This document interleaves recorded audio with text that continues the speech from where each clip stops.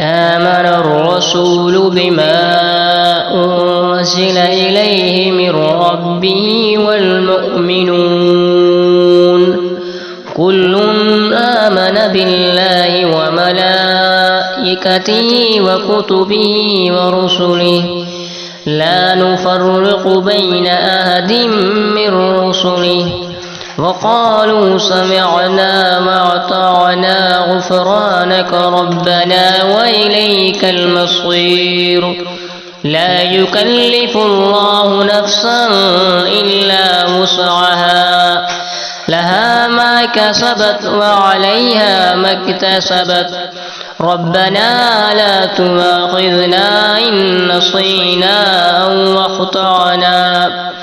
ربنا ولا تحمل علينا إصرا كما حملته على الذين من قبلنا ربنا ولا تحملنا ما لا طاقة لنا به واعف عنا واغفر لنا